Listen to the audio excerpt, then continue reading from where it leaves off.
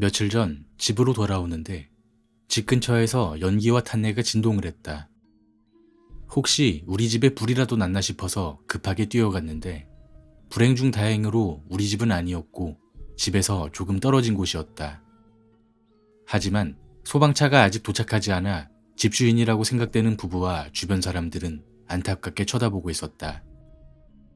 집은 점점 불타오르고 있는데 그 집의 2층에는 8살쯤 돼 보이는 여자아이가 서 있었다. 뭔가 말을 하고 있는 것 같았는데 구해달란 소리인 것 같았다. 다들 뭐해요? 빨리 돕지 않으면 죽을지도 몰라요. 그러나 그 부부는 멍하니 아무 말도 하지 않은 채 그 아이를 바라만 보고 있었다. 부부의 어이없는 태도에 기가 막힌 나는 소녀를 구하기 위해 불길 속으로 뛰어들려 했으나 어이없게도 주변 사람들이 말리기 시작했다. 큰 불로 인해 사람들이 이상해진 건가 싶어 따지려던 찰나 누군가가 말을 했다. 저 부부에겐 아이가 없어. 무슨 말을 하고 있는지 이해가 되지 않았다. 하지만 소녀를 다시 보니 위화감이 느껴졌다. 소녀는 불길에 휩싸여 있었지만 무서워하는 모습이 아니었다. 당황하는 모습도 아니었고 무표정한 얼굴로 뭔가 계속 말하고 있었다. 나는 한참을 바라본 뒤 그 아이가 무슨 말을 하는지 알 수 있었다. 불타라, 불타라, 불타라, 불타라, 불타라, 불타라, 불타라, 불타라. 소방차가 도착할 때까지 나도 주변 사람들과 함께 쳐다보고 있을 수밖에 없었다. 그리고 화재가 진압되었을 때 그 집은 완전히 불에 타 쟤만 남았지만 죽은 사람은 아무도 없었다. 제가 어느 부자 동네의 한 아파트에서 살았을 때 이야기입니다. 살면서 한 번쯤은 학교 부지가 예전에 묘지였다는 이야기를 들은 적이 있을 겁니다. 우리 아파트가 소위 말하는 그런 케이스였습니다. 묘지였던 곳을 밀어버리고 아파트를 지었거든요. 그때 제가 몸이 많이 안 좋아서 헛것을 자주 보고 그랬는데 지금 와서 생각해보면 그게 귀신이 많아서 더 그랬던 것 같아요. 남자는 대부분 샤워할 때 서서 머리를 감잖아요. 그때 하루에 한 번씩 머리를 감는데 내 머리카락이 아닌 게 목이랑 어깨 주변에 자꾸 엉키는 거예요. 당시에 저는 학교의 두발 규정 때문에 스포츠 머리였는데 그 머리카락은 아주 긴 생머리였어요. 25cm 정도 되는 머리카락이 항상 엉켜 있어서 소름이 돋았습니다. 그리고 그런 느낌 아세요? 강아지를 만진다든지 할 때 생명체를 만지는 듯한 그런 느낌. 어깨에서 머리카락을 집어 올릴 때 그런 느낌이 들었어요. 그때부터 저는 문을 열어놓은 뒤 부모님한테 보고 있어달라고 하고 머리를 감았습니다. 그렇게 부모님이 보고 계시면 머리카락이 엉켜있지 않았어요. 그러던 어느 날 부모님이 출장을 가신 뒤 혼자 집에 있는데 머리를 감아야 할 상황이 온 거예요. 그래서 무서운 마음을 겨우 억누르고 굉장히 따가웠지만 눈을 부릅뜬 채 머리를 감았습니다. 그리고 물을 뿌리고 씻어내는데 눈에 샴푸가 들어가서 어쩔 수 없이 눈을 감게 되었습니다. 눈을 감는 동시에 엄청 무서워져서 한쪽 손을 위로 뻗어 귀신이 오지 못하게 팔을 휘저었습니다. 그때 팔을 휘감는 이질적인 느낌이 느껴지면서 닭살이 확 돋았습니다. 물에 푹 젖은 머리카락이 팔에 감기는 그런 느낌이었거든요. 저는 그 상태에서 머리를 다 감은 것도 아닌데 소리를 지르며 화장실에서 뛰어나온 뒤 수건으로 대충 물을 닦고 울면서 경비실로 뛰어가 부모님이 돌아오실 때까지 기다렸습니다. 그 이후 부모님은 몇 번이나 무당에게 다녀오셨고 마땅한 해결책을 찾지 못하셨는지 결국 이사를 하게 되었습니다. 저희 언니가 중학교 때 겪은 일입니다. 언니는 서울에 있는 한 여중에 다녔습니다. 학교 주변은 골목이 미로처럼 굉장히 많으면서 집이 다닥다닥 붙어 있었습니다. 어느 날 저녁 학교에서 돌아오는 길이었어요. 언니가 근처에 사는 친구와 함께 골목길을 걸어오고 있는데 할머니 한 분이 어느 집 대문을 열심히 두드리고 계시더래요. 할머니께선 정말 힘들게 두드리고 계신데 그 집에선 인기척이 없었습니다. 평소라면 지나쳤겠지만 너무 힘들어 보이던 할머니의 모습에 저희 언니가 도와드리려고 했어요. 할머니, 왜 그러세요? 뭐 도와드릴까요? 핸드폰이라도 빌려드려요? 할머니께서 아무 말이 없으셔서 그냥 돌아서려는데 친구가 갑자기 언니 손을 잡더니 막 뛰는 거예요.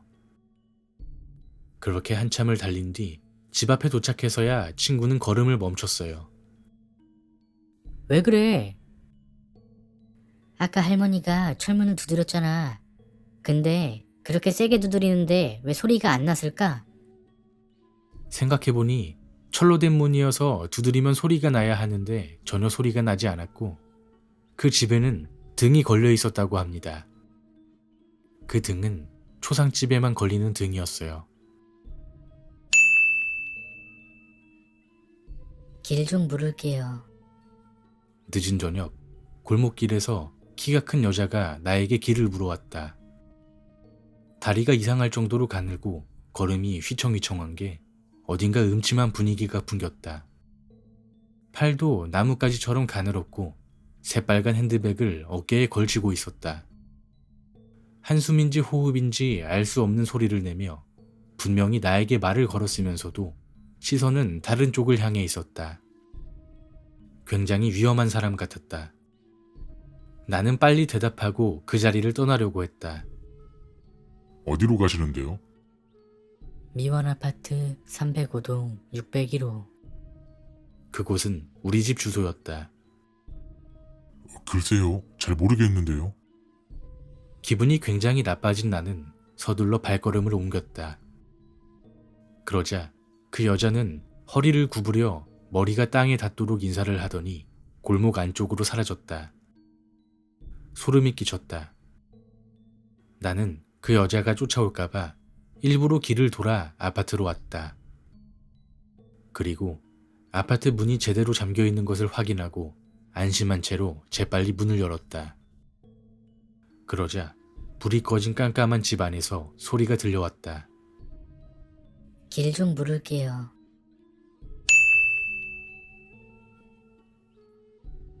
제가 대학교에 입학하고 얼마 지나지 않았던 때의 이야기입니다.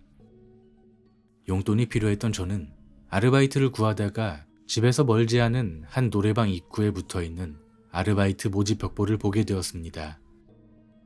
고민할 것도 없이 바로 노래방에 들어갔죠. 사장님은 야간 근무인데 여자가 할 수 있겠냐고 물어보셨습니다. 그 당시 다른 아르바이트보다 2배가량 높은 시급에 끌려 저는 무조건 할 수 있다, 열심히 하겠다고 자신만만하게 말했습니다. 사장님은 잠시 망설이더니 알겠다며 출근하라고 하셨습니다. 이 노래방은 밤새워 술을 마시는 노래 주점이 아니라 단순한 노래방이었고 늦게까지 운영하지 않았습니다. 번화가에 있었지만 손님이 많은 편도 아니어서 정해진 시간보다 항상 마감을 빨리 하곤 했습니다. 보통 밤 12시쯤 마무리했고 가끔 늦어도 새벽 2시 정도에는 끝났습니다. 아르바이트를 시작한 지 3일째 되는 날이었습니다. 그날은 유독 손님이 없었고 그나마 들어온 손님들도 이상하게 30분을 채우지 못하고 나갔습니다. 그래도 저는 대수롭지 않게 여겼습니다. 밤 12시쯤 되어 마감을 위해 청소를 했습니다. 그냥 청소하긴 심심해서 노래방 기계에 노래를 몇 곡 예약해놓고 틀어놓았습니다. 그리고 노래를 따라 부르며 열심히 청소를 하고 있었죠. 그때 당시 유행하던 쿨의 애상이 나오고 있었습니다. 저는 신나게 따라 부르며 바닥을 닦고 있었고요. 그런데 갑자기 음악이 멈추더니 기계가 고장난 것처럼 음악이 튀기 시작했습니다.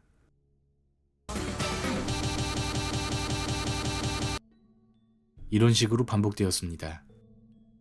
저는 기계가 고장났나 싶어 손으로 기계를 툭툭 쳤습니다. 그런데 아무 이유 없이 온몸에 소름이 쫙 돋았습니다. 겁이 난 저는 들고 있던 밀대걸레를 팽개치고 카운터 옆에 있던 쪽방으로 숨어버렸습니다.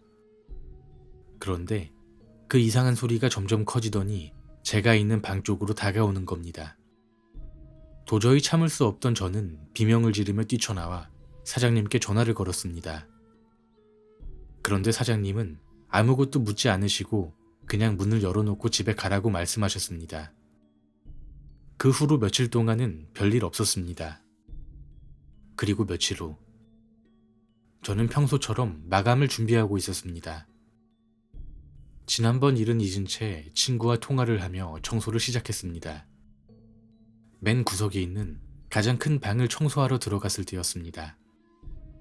그 방 안에서 어떤 여자가 고개를 푹 숙인 채 술에 취한 듯 비틀거리며 테이블 옆에 서 있는 것이 보였습니다. 얼마나 취했길래 일행이 버리고 갔나 싶어 저는 비꼬듯 말했습니다. 저기요, 집에 안 가세요? 그런데 그 순간 그녀가 비틀거리다가 갑자기 몸을 똑바로 세우더니 고개를 확 들어 저를 쳐다봤습니다. 그 여자의 얼굴은 눈썹이 없었고 눈알은 검은 자가 없이 새하였습니다. 정말 이상한 얼굴이었습니다. 저는 아무 말도 할 수 없었습니다. 그리고 그 여자의 입에서 뭔가 중얼거리는 소리가 들리는 순간 저는 더 이상 견딜 수 없어 노래방 밖으로 뛰쳐나왔습니다. 그 여자는 이렇게 중얼거리고 있었습니다. 저는 바로 사장님께 전화를 걸어 죄송하다고 말씀드리며 그만두겠다고 했습니다. 그 여자가 사람인지 아닌지는 알 수 없지만 단 한 가지 분명한 것은 그 얼굴은 결코 정상적인 사람의 얼굴이 아니었다는 겁니다. 내가 고등학교 2학년 때의 이야기다. 나는 부득이하게 18살에 자취를 시작했다. 부모님이 다른 곳에서 일하게 되셔서 나만 서울에 남게 된 것이다. 부모님은 서울에 있는 복도식 아파트를 구해주셨다. 혼자라는 생각에 자유로움을 느꼈지만 사실 밤마다 혼자라는 생각에 조금 무서웠다. 밤만 되면 집에서 한기가 느껴지기도 했다. 부모님과 함께 살 때는 정말 죽었나 싶을 정도로 푹 잠들었는데 이곳에서 혼자 지내고 난 뒤로는 새벽에 꼭 한 번씩 눈을 뜨곤 했다. 깨어났을 때 시계를 보면 항상 새벽 2시쯤이었다. 그런 날이 일주일쯤 되었을 때 그날도 어김없이 새벽 2시쯤 눈이 떠졌고 그냥 그런가 보다 하고 잠을 청하려 했는데 그날따라 잠이 오지 않았다. 10분 정도 눈을 감았다 떴다 반복하고 있는데 복도에서 구두 소리가 들려왔다. 내가 잠을 자는 방 바로 옆이 복도여서 그 소리가 더욱 잘 들렸다. 엘리베이터가 있는 쪽에서 우리 집 쪽으로 오는 구두 소리였다. 근데 그 구두 소리는 왠지 모르게 오싹했다. 목적지가 우리 집일 것만 같은 불안감이 들었다. 그런데 정말로 그 구두 소리가 딱 우리 집 앞에서 멈추는 것이었다. 멈추고 나서 한참을 있다가 현관문의 번호키를 누르는 소리가 들려왔다. 당시 우리 집 비밀번호는 7자리였는데 속으로 제발 열리지 않기를 빌고 또 빌었다. 하지만 현관문에선 7번의 소리가 들려왔다. 난 정말 미치는지 알았다. 정말 죽는 건가 싶었는데 틀렸다는 소리가 났다. 다행이라 생각하고 한숨 돌리려는데 다시 번호를 누르는 소리가 들려왔다. 다행히 또 틀렸지만 문 밖에서 있던 사람은 계속 그걸 반복했다. 이러다간 큰일 나겠다 싶어 이판사판으로 현관으로 달려가 보조 자물쇠를 잠궜다. 문 밖의 사람은 그 소리를 들었는지 조용해졌다. 나는 침대로 달려가 이불을 머리끝까지 덮었다. 그때 머리 위에서 한 여자의 목소리가 들려왔다. 못 들어올 줄 알았지? 난 그 상태로 기절했다. 아침에 정신을 차린 나는 바로 현관문으로 달려가 문이 잠겼는지 확인했는데 다행히도 문은 잘 잠겨 있었다. 하지만 문 밖을 보고 깜짝 놀라고 말았다. 번호키에 우리 집 비밀번호에 해당하는 숫자들이 칼로 긁은 것처럼 마구 난도질당해 있던 것이다. 난 곧바로 이 일을 부모님께 말했다. 부모님께선 외동아들인 나에게 그런 일이 생겼다는 걸 알고 얼른 올라와 경찰에 신고를 한 뒤 아파트 CCTV를 확인했다. 그 시간에 CCTV에는 3명이 찍혀 있었는데 3명 모두 같은 층의 주민이었고 구두를 신은 사람은 없었다. 결국 도어락은 새 걸로 교체했고 부모님이 어디선가 가져오신 부적을 집안 곳곳에 붙여놓은 후로는 새벽에 잠에서 깨는 일도 구두 소리를 듣는 일도 없었다.